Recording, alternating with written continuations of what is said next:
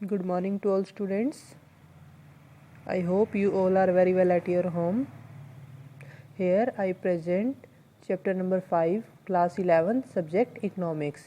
तो fifth chapter में हमारा जो है थोड़ा सा टेबल के बारे में बताया गया है। इसके बाद से हमारा जो है वो प्रैक्टिकल्स पोर्शन जो है जैसे मीन मीडियन मोड है, इंडेक्स नंबर है, कोरिलेशन है, ये सब स्टार्ट होगा जो काफ़ी ज़्यादा इंटरेस्टिंग भी है। तो आज हमारा ये जो है लास्ट चैप्टर है जो हमारा थ्योरेटिकल पॉइंट ऑफ व्यू से जुड़ा हुआ है।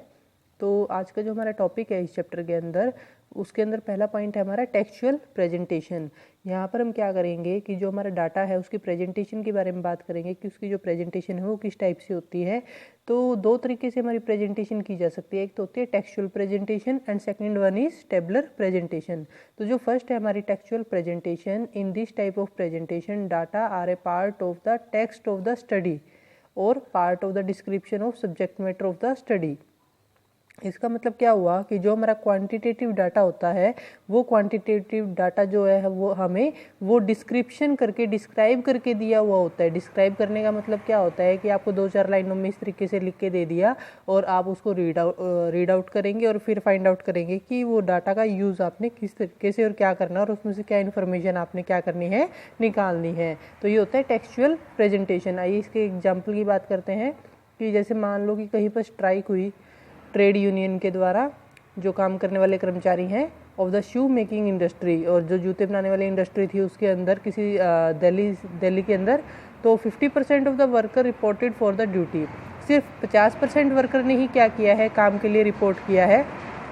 Only 2 out of the 20 industry in the city were close, और टोटल 20 इंडस्ट्री है शू मेकिंग, तो 20 में से कितनी क्लोज हैं, 2 इंडस्ट्री जो है वो स्ट्राइक होने के कारण क्या है, क्लोज है। तो यहाँ पर आपको एक इन्फॉर्मेशन मिली, जैसे 50% ऑफ द वर्कर जो है वो आपके उन्होंने रिपोर्ट किया, या 2 जो है इंडस्ट्री 20 में से हमारी क्या है, 20 में से जो 2 है वो क्या है, क्लोज है, लॉक्ड है ड्यू टू स्ट्राइक। तो यहाँ पर क्या है, ये इन्फॉर्मेशन आपको मिली, क्वांटिटी भी है 50%, 22 इस तरीके से, लेकिन वो आपको एक टेबल वगैरह में बनाने की बजाय, लाइनों में देने की बजाय आपको किस में दे दी, इन्होंने डिस्क्राइब करके दे दी। तो यहाँ पर डिस्क्रिप्शन से आपको क्लियर हो गया कि टोटल 20 इंडस्ट्री थी, टोटल 20 इंडस्ट्री जिसमें से 2 हमारी क्या है, क्लोज है, और यहाँ पर 50% ऑफ वर्कर जो है उन्होंने क्या किया है, रिपोर्ट किया है ड्यूटी के ऊपर। तो इस तरीके से हमारी टेक्सचुअल प्रेजेंटेशन जो है वो दी जाती है। ये वहाँ पर सूटेबल होती है जहाँ पर हमारा बहुत ज़्यादा डाटा नहीं होता। Next presentation, tabular presentation. Tabular involve the orderly and systematic presentation of numerical data in the form of rose and columns. देखिए अब हम जैसे इस टेबल की बात करते हैं, तो अगर मैं ऐसे बात करूं, जो खड़ी हमारी लाइनें हैं, जो खड़े पोर्शन है हमारे, वो होते हैं कॉलम, ठीक है। और अगर मैं इस तरीके से यहाँ से यहाँ जाऊं तो ये हमारे क्या बनेंगे, रोज बनते हैं। ये क्या होती हैं, हमारी रो होती हैं।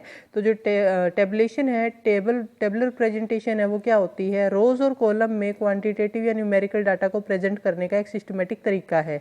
जैसे टेबल आपको दिखा दी गई, जैसे क्लास वाइज अलग अलग बॉयज़ और गर्ल्स की जो संख्या है वो आपको बताई गई है कि फर्स्ट में इतने हैं और इतने हैं, सेकंड में इतने बॉयज़ इतने गर्ल्स, थर्ड में इतने बॉयज़ और इतने क्या हैं, गर्ल्स है। तो इस तरीके से क्या बन गई, हमारी प्रॉपर तरीके से एक टेबल बन गई है। क्या होती है, हमारी टेबलर प्रेजेंटेशन होती है। और जब इस तरीके से हम डिस्क्राइब करेंगे तो वो कौन सी कहलाती है, हमारी टेक्सचुअल प्रेजेंटेशन कहलाती है।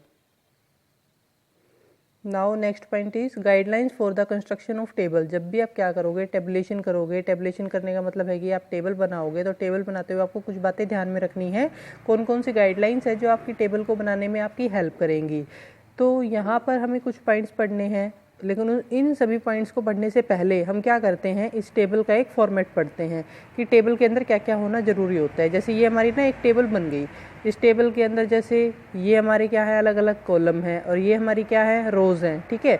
तो जैसे यहाँ पर हमें टेबल नंबर हम कौन सी बना रहे हैं, 1 है, 2 है, 3rd है, 4th है, 5th है, उसका एक सुटेबल हमें टाइटल देना है। टाइटल देने का मतलब है कि टेबल हमारी किस चीज़ से रिलेटेड है।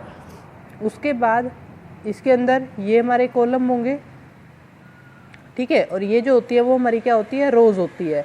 अब इसके अंदर जैसे ये है, हेडिंग तो हम ऊपर मेन डालते ही हैं, जैसे हमारी प्रोडक्शन की टेबल होगी, सेल की टेबल होगी, प्रॉफिट की टेबल होगी, या फिर स्टूडेंट्स की टेबल होगी। फिर उसके बाद सब हेडिंग भी डालते हैं। सब हेडिंग डालने का मतलब क्या है कि जैसे मान लो यहाँ पर तो है नंबर ऑफ स्टूडेंट, यहाँ पर डाल दिया बॉयज़, गर्ल्स, फिर टोटल। तो ये तो हो गया हमारा जो नंबर ऑफ स्टूडेंट है टोटल हेड नोट, और जो हमारा बॉयज़ गर्ल्स और टोटल होगा वो क्या हो जाएगा, स्टब हेड हो जाएगा, यानी कि सब हेडिंग हो जाएगी वो चीज़ हमारी। तो यहाँ पर क्या होगा जैसे ये रो हेडिंग, जैसे first class, second class, third class, fourth class, जो हमने पीछे भी बात की थी एग्जाम्पल में। और उसके बाद जो यहाँ पर होता है वो क्या होता है, कॉलम हेडिंग होते हैं, जैसे बॉयज़ गर्ल्स, इस तरीके से हमने बात की थी।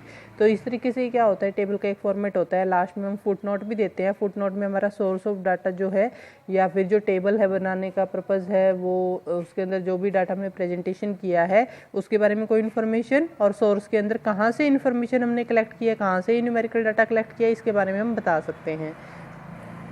तो ये जो टेबल थी हमारी, जिसका ये डाटा हमने पढ़ा, उसके अंदर कुछ गाइडलाइंस है क्या क्या, कि टेबल का एक जो टाइटल है वो हमारे ऑब्जेक्ट के अकॉर्डिंग होना चाहिए, कंपैरिजन करने योग्य होनी चाहिए जो टेबल है हमारी, ताकि दूसरे से कंपेयर करके आसानी से हम उसका कंक्लूजन निकाल सकें।